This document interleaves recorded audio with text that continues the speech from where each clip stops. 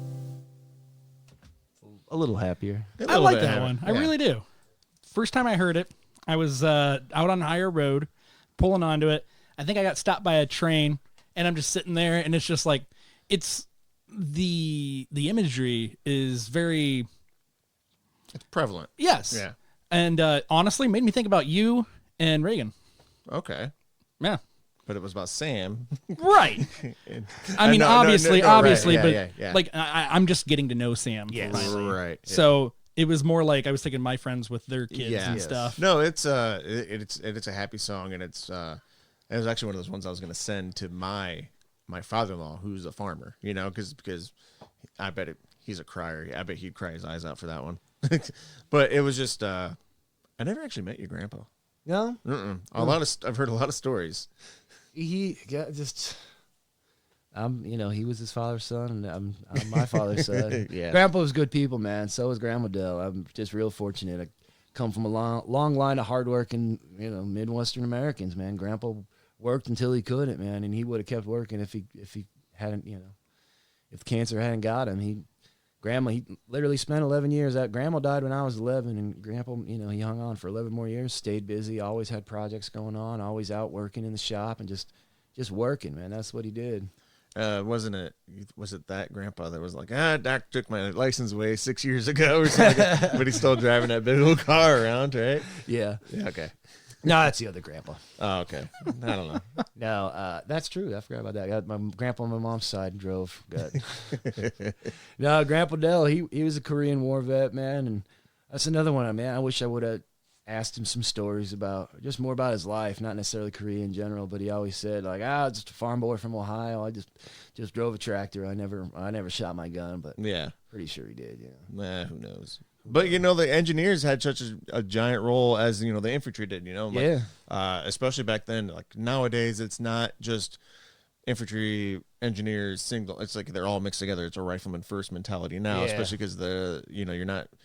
Well, I don't know. It's a different. You know what I mean? It's a different army now. Yeah, different situation, different mission, and different assets and resources. With the other branches as well. But how you said you wish you'd ask some questions. I always think about one of the raddest teachers we had when we were in school was Mr. Kuhn. Yeah, right? Coon Dog. Fucking psychology, sociology, and global studies. I think is what he taught. But one of the most greatest things he always said that I never actually listened to when we were a kid is like he told us, man, back then he's like, sit down, talk to your grandparents, ask them questions about anything, what they did, how they grew up. And then ask them what they remember, what their grandparents' stories were, because it's going to be lost. We don't got this ability to catalog everything on a fucking app on our phone, where we got to learn from these stories now, and that was just one of those things that I don't think your song actually kind of made me think of. Yeah, I wish I would have been. I wish I would have been closer. I mean, not that we weren't close, but yeah, I wish I would have just sat down and like tell me some stories, Grandpa. It's like when you're so young, it's not important to you. You don't think of that. Right. And then when you're older, because like my grandpa Ball, what was I, 13 when he died? Mm-hmm. I had no interest in knowing about all that stuff. It was boring. I just wanted to go out and play with my cousins. Now, at 35, it's like the shit that he could have told me and things like that. Now, and that stuff just went with my dad. So I don't know that either. I got a little bit here and there. Yeah. So, yeah. And that's a good, and it's a sad example, right? Because like we don't realize that we need to grab onto that opportunity when we're young, because we're young, right? That's life is, there's a long line ahead of us, but we don't realize that we don't really have that much time. We might even be on borrowed time at that point. So I don't know. Yeah, it's just one of the things. I'm trying to fucking take that song to the different direction, but yeah, no. I mean, it's definitely because I live in Grandpa and Grandma Dell's house. I live in the farmhouse that my dad grew up in right now. So, I mean, I feel their presence there, man. I mean, the bedroom we live, my family dies at home. We don't die in hospitals. So, Grandpa, Grandma, my dad, they all died in the room that I live in. You know what I mean? Which I don't think my girlfriend knows. Yeah. Well, did she listen to the podcast? I don't know.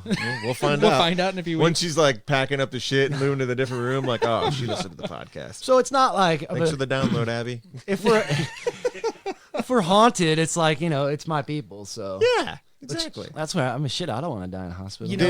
I know I know it's the old Dell farmhouse. Did they build the farmhouse? No. Okay, Grandma and Grandpa moved there. when I think the kids were young, so they've been there since like Okay. late 50s or something. Because now this is just a fun fact about the Dell farm. What is it? The hops growing on the house is originally from made the trip on the boat. That was a story, man. It grew on great grandpa's house and on great grandpa's house. This hops that's been growing on our houses since it came over from Germany or somewhere. Yeah, but I don't make beer, so anyone wants some hops, get at me. I just thought that was, I'm like, but just that's a long line of fucking hops, right? Like, Hey, that's a story, man. I don't know. Fucking story. We should get somebody to make some hops out of that. Let's make some beer out of that. Yeah, For something we'll talk about later. Chad, my fucking family Oh friend. yeah. He does homebrew. He's got an acre full of fucking hops in his front yard. Is he growing it to sell it? He's growing it because he brews his own beers. Oh. Yeah. He's got the giant sticks, like Yeah, 20 yeah, foot. yeah. Like Where's he live? I drove by one. I seen him. County Road D. Oh, maybe. I don't know. It's got to be in Williams County though. Yeah. I drove by someone growing hops in their yard. Yeah, that's Chad's. Because it's like right in the front yard. It's a full acre of fucking like. Bob be like, what the fuck is going on? Yeah, he grows his own hops. Fuck it. So Why not, man? Homebrew. Mm-hmm. But where was I going? Grandpa, yeah, man. Just good old timer. Like I wish I could have sat down with him more and talked. And you to have him. this song on the YouTubes as well. Right? Yeah, I took and some visual imagery. That's kind of cool. Photos. You can check this one out on YouTube. That's not a studio version. I got an app that I use a track recorder app that you can use with your iPhone. So I just recorded this one and on the iPhone app and put it on the YouTube just because episode 2 inspired me to get some content out there and up my social media game. That was episode 3. Episode 3. Yeah, the Ian. Oh yeah. Oh, okay. Sorry. Episode 3. Yeah. Well, I'm glad we influenced something. I was like episode 2. Was Misfits, Yeah, wasn't it was the Misfits Yeah. episode. Yeah, shit. Episode 3, Black Order. Yeah. Danzig inspired you. I was like, episode 2, that's a weird one. I don't know how it happened. No, but yeah, that was thanks for playing that one. That was a good one. Thanks you, man. I'm glad you guys liked that one. And Grandpa, he never really. I think he might have went out west with Grandma once, but he liked just being home, man. He didn't like to travel. That's one of my favorite lines. Like, he'd stay home and mow the grass. Yeah. Like, that's a grandpa fucking thing right there. He's like, I'll just stay home and mow the grass. Yeah, and on a side note, my daughter, my youngest, is 6 months old today, and we named her after Grandma Dell. Her name's Alice Dell. So Okay, yeah. cool. The house we live in was Alice Dell, so that's what we named our youngest one. 6 months old today. Happy half birthday, baby Al. Yeah. Oh my god. See, I can miss birthdays to do other things, Jake. You could have also missed your daughter's birthday to play that show that we couldn't play. I'm missing a very important milestone today. Half birthday. A half birthday. But it's a podcast. It's important. I know. But she won't know that you missed it. Reagan will be very like she was very astute at that age, or X amount of weeks ago. Yeah. Turning 5 to 6, she knew it was her birthday. Kids. Just saying. Damn kids. Damn kids and their attention to details like dates and shit. Like when it's their birthday. It's the only thing they look forward to. She's only been talking about it since, I don't know, last October. The day after her birthday. Ugh. So what else do you want to play, kid? Oh, I don't know, man. What time we got? How we looking? You 1 or 2 more? Yeah, I would say 1 or 2 more. Cool. Make the call. But we're probably getting towards the home run Yeah, we're definitely getting zone there. stretch. Yeah. Zone stretch. Yeah. Can't even get my fucking references right. Touchdown. We're getting towards the touchdown. Yeah. Hole in one. Thank you guys again for having me on. It's Yeah. Thank you for coming. It's Being all- the guinea pig. Like this is I love this format. It's I think definitely your great. last time ever on the episode. Though. Yeah. oh man, will you at least call in or something? We can do that. I haven't heard. Have you used a call in lately? Not lately. Not today. We got way too much of a podcast. On the ghost episode we did. Tell me more about the ghost episode. No. You ain't gonna know about it. That's fine. I better tune real quick and tell me what to play. Go where you want to go. Nowheresville. Talk about it afterwards. Okay. Yeah.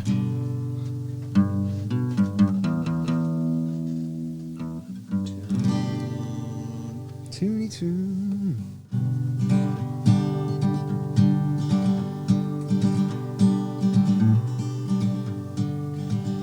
Well, I'm an old faded billboard inside an old faded town. Well, this world's fancy motor car ain't ever slowing down. The sun's destroyed the images, things I advertised. Those good services long gone as this town slowly dies. But Levi's got his farm and Jesse's got his tattoo shop. Matt shut down his gym, but he ain't ever gonna stop. All across America, these towns where time stands still, people make the best of grown up in Nowheresville. In Nowheresville, we ain't gonna stop. Nowheresville, these towns that time forgot.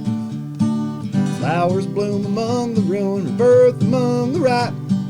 Here in Nowheresville, where we ain't ever giving up. I'm an old empty factory, but I once was full of life. Economic hardships cut through this town like a knife. Now inside my vacant walls, the only thing you'll find is a masterpiece, some sad kid with a spray can left behind. But Craig James has some new songs, Michelle's got her beauty shop. Shively's flipping cars and boats, you ain't ever gonna stop. All across America, in towns where time stands still, people make the best grown up in Nowheresville. In Nowheresville, we ain't gonna stop. Nowheresville, these towns that time forgot.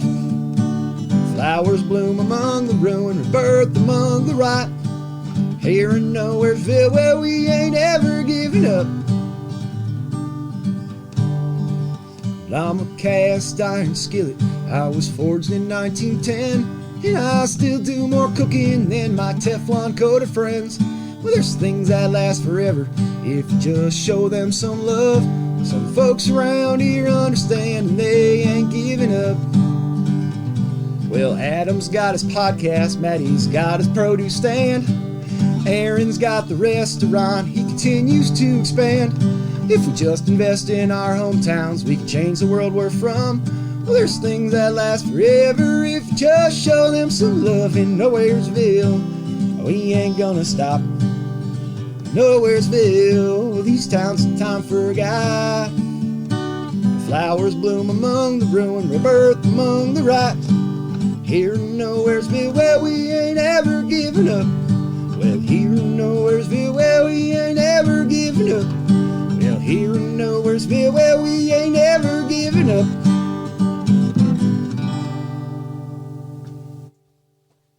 Shit. Oh well. Did we lose it? No, I fucked up. I should have left that on, and I hit it right away. And it's cut cool. off your ring. That's fine. They're gonna have to buy the album. Yeah. Did you modify that song? Was that just improvised? I've been thinking about it.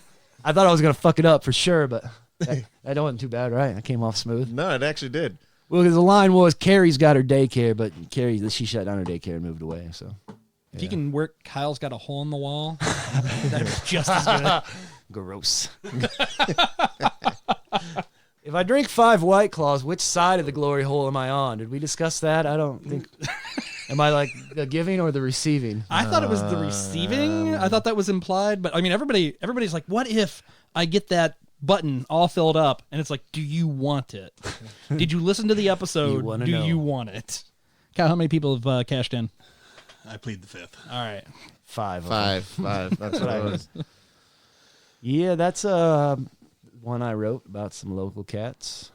Y'all included, I guess. Now Yeah, we aren't made the song. Yeah. it's not the. I'm honored. It's not the studio version, but yeah. So I start out with Levi. Levi's got his farm. That's What is it? It's the Black Creek. Yeah, okay. Black Creek Farm over on 15 in Flickinger. We actually mentioned him earlier. Levi, our buddy Malin's older brother. Yeah. One of those cats that was influential on us growing up, and he's doing awesome stuff over there. Him and Kristen, they have just a great farm. They're doing some really good locally grown organic produce. Their spinach is dope. Everything they grow is really good. I think you can catch them at the farmers market in Defiance. If not, I think they're in like a Toledo farmers market, or I think it's pretty big for yeah, whatever they're doing yeah. pretty good. I think that's. I mean, sometimes Levi gets a job in the winter, but that's what they're doing. So they're trying to make that work. And what else? Jesse's got his tattoo shop. I should have said Jamie, but a cat I know, Jesse Getches and Jess Strabietto, they just opened a new spot in Bryan, Ohio. Have you seen that? The Blackest Crow? No, okay. So is that part of that? I didn't know Jessica Strabietto was part of that, but that's yeah, cool. I think I don't How know you if say his they're last name? Well, her Jessica Strabietto. Jessica Strabietto is a girl we went to school with, and I think it's her husband or boyfriend is Jesse Getches. He is related to or worked with Saffron. Do you remember a girl? Yeah. She was from Defiance area. She was a name in the Brian tattoo scene. Back in late 90s, early 2000s. Jesus Christ! But if you haven't seen them, man, they're doing some really good shit. They got some really good artists over there, and not to take away from my dude Jamie. Big James, because he's my dude and he's the only one I'll get tattooed from. But these guys are doing some good shit too, and it's always nice to see young guys getting into owning their own business. That's the only reason I included them, is because they're new and they're new, and they're I think I sold them all the tile in their shop, so that's the only reason I knew about it. Oh, did you? Yeah. I mean, Jesse's he's a phenomenal tattooist. Probably one of the best around that I've seen doing portraits and realistic stuff. He's fucking good. So check them out on Instagram or Facebook and. What else? Matt shut down his gym. Matt Montalvo, I believe. Yeah, I'm good. Okay. Another cat we grew up with. He had a gym in Bryan, trained fighters, and I worked out there for a while, not training, just working out. And he's still, I don't know if he's still putting on MMA fights, but New League fights, if that's still a thing. Yeah, because he would sometimes rent out the big hotel out there off of the Turnpike and north of Bryan. And then they would do the fucking fights right there in the hotel and out there in Holiday City. Holiday City, thank you. I was going to think of that, but at the Holiday Inn or the Ramada or whatever, they would actually have the fights right there. And then it's really nice because then people can fucking stay at that hotel and drink and not have to worry about it. And I think he hasn't put one on in a while. He hasn't, but I mean, it was doing something for some time, and that was really nice. Yeah. So I don't know if New League's fights is still a thing, but that's our buddy Matt. I grew up with another kid and. What else? Who else did I mention in that song? I should have the lyrics in front of me. There's a lot. I forget them. My friend Craig James is another local singer-songwriter. He's from Wasion. I jam with him every now and then. Check out Craig James songs on Facebook. I dig his style. It's unique. It's different. He's one of those cats that he's probably got a little more integrity than me. He doesn't play a lot of covers. He plays mostly originals because he just fuck it. I don't want to learn those songs. If you don't like what I play, then you're not my fan. And he does some cool shit. So that's my buddy Craig.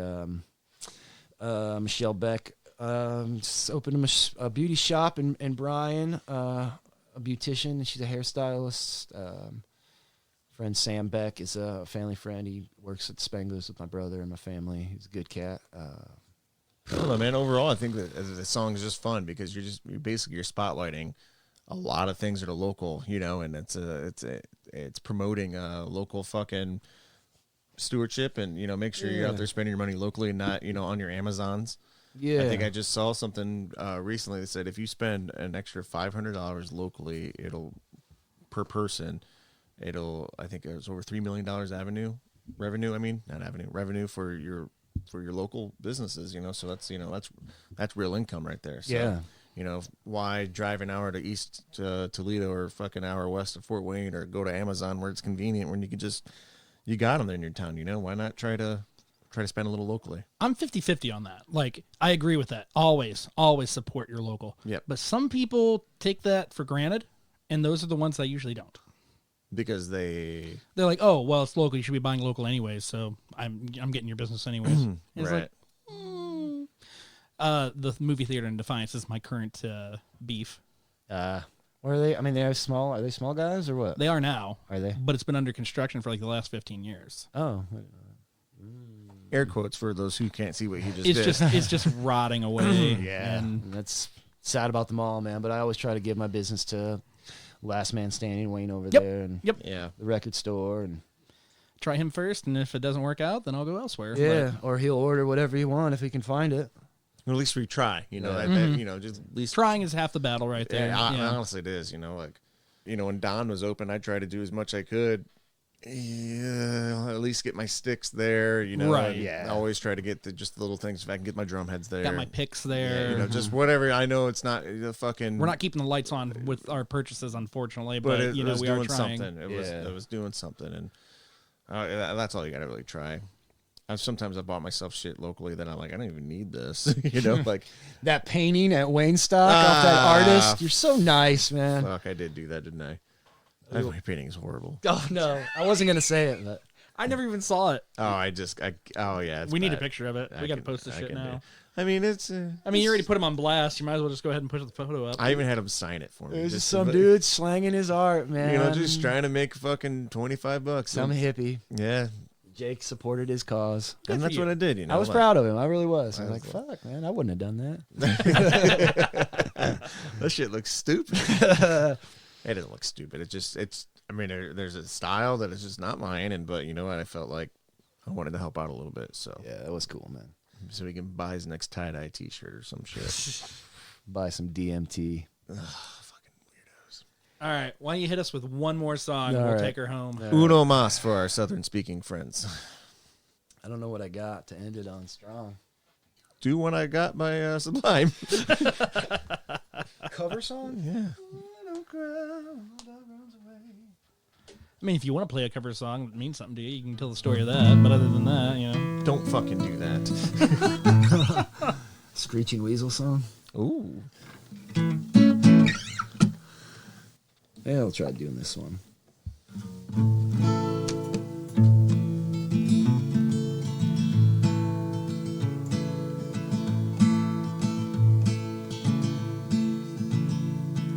Why do I feel so tired? Well, I'm feeling low down and slow. Well, outside the clouds are cold and gray today. Hey, I ain't got no place to go. Well, I wonder what she's been doing. It's been 2 weeks since she called or wrote. Guess that it's best that I give her space. I look up at the sky barely float. Well, October sky, why do you always make me blue? Well, October sky, I wonder if it's me or you. Why can't we work it out between the two of us this time, October sky?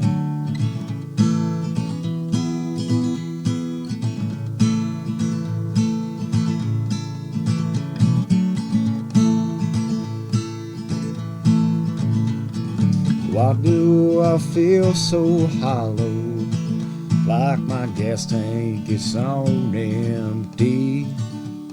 Her love unexpected, I reckon I wrecked it, just like that 92 Grand Prix. Well, outside, oh shit. Well, outside autumn's just arriving. Well, the summer sun has come and passed. The heart in my heart like the skin on the pumpkin. Colder days are coming fast. Well, October sky, why do you make me feel this way? Well, October sky, please take me back to yesterday. The winter's coming quick, I need a fire to warm by October sky. Well, I feel this time for real I've wasted another trip around the sun. This time of year I always fear the person I've become. Whoa, whoa, whoa. Well, October sky, why do we always make me blue? Well, October sky, I wonder if it's me or you. Why can't we work it out between the two of us this time, October sky? Well, October sky, why do you make me feel this way? Well, October sky, please take me back to yesterday. The winter's coming quick, I need a fire to warm by October sky.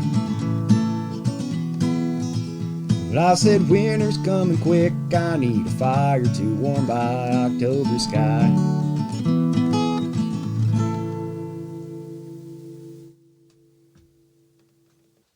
That one on the album? Nah, that one's not on the album, man. I like that. That one needs, Fucking curveball. yeah, threw one at you. Yeah. Hopefully I'm going to get back in the studio and record that one. I forgot, it's one of those, just like slipped my mind. Forgot I wrote that You only one. had 8 hours to do 16 songs. You're going to forget one, I guess, right? True.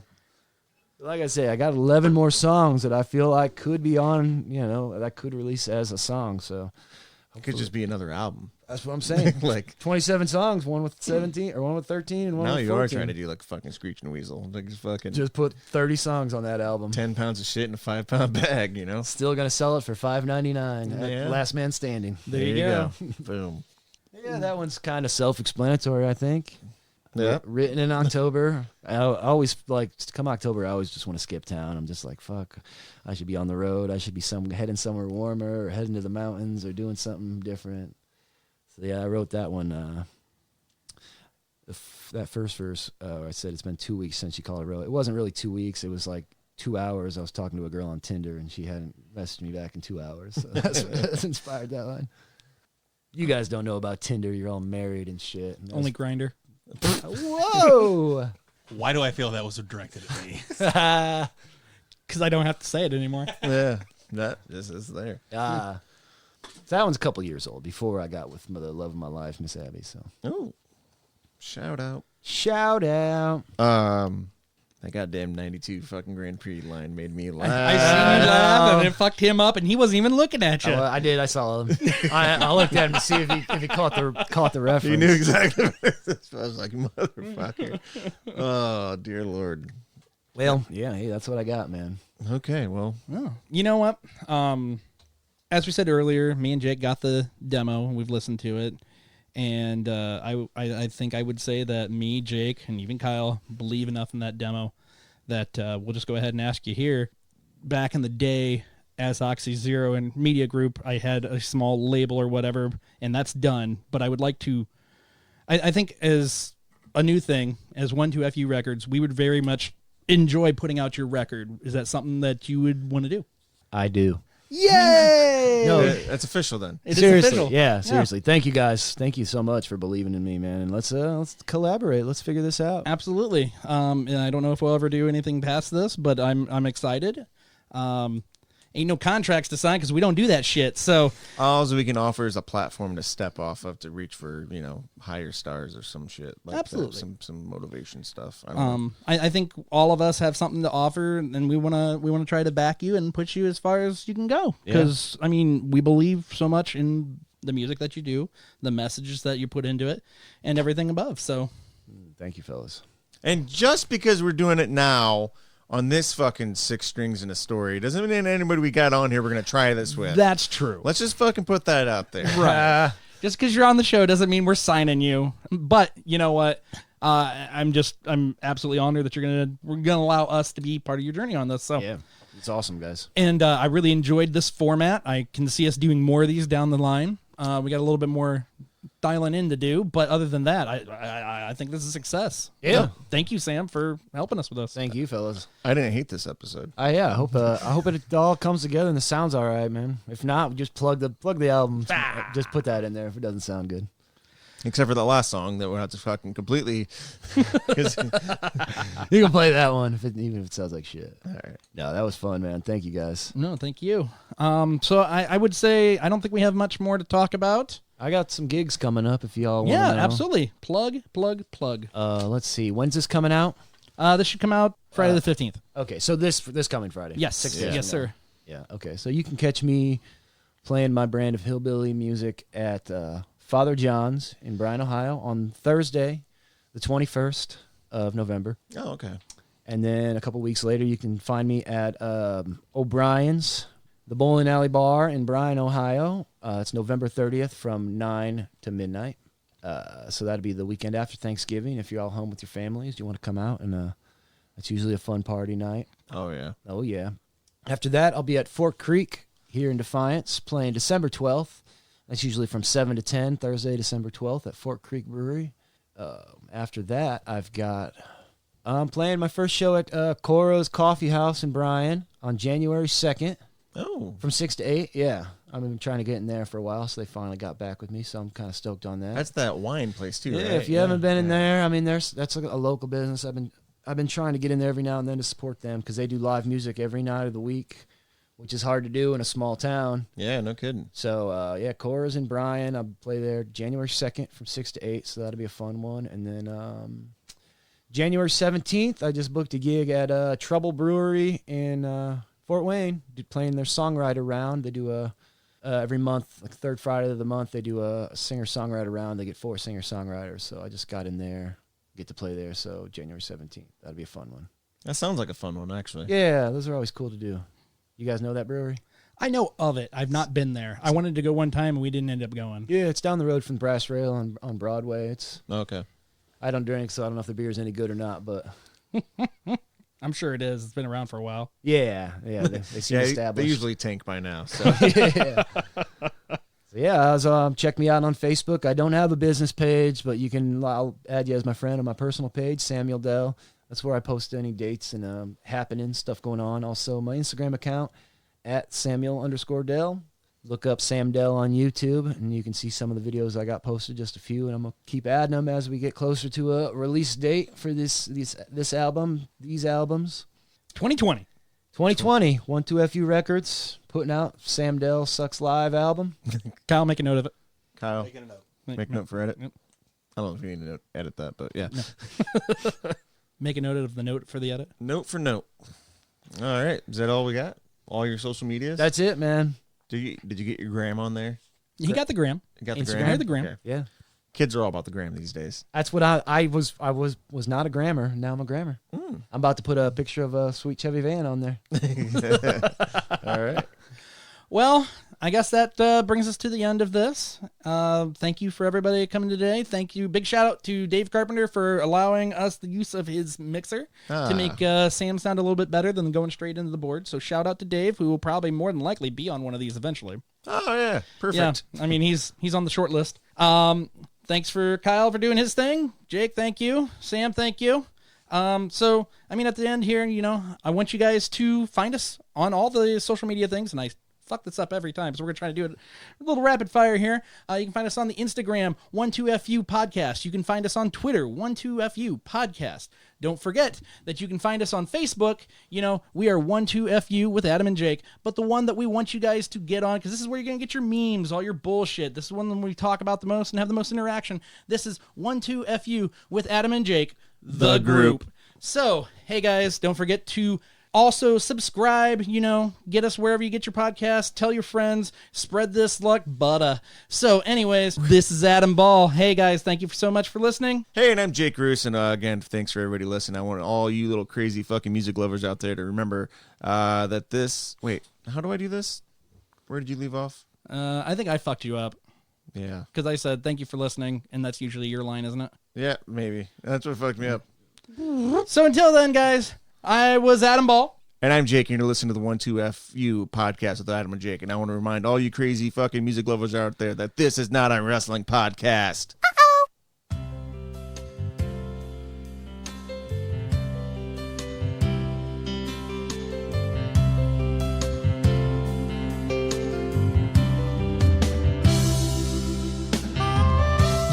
Sometimes life is hard, and sometimes you just gotta get hard back.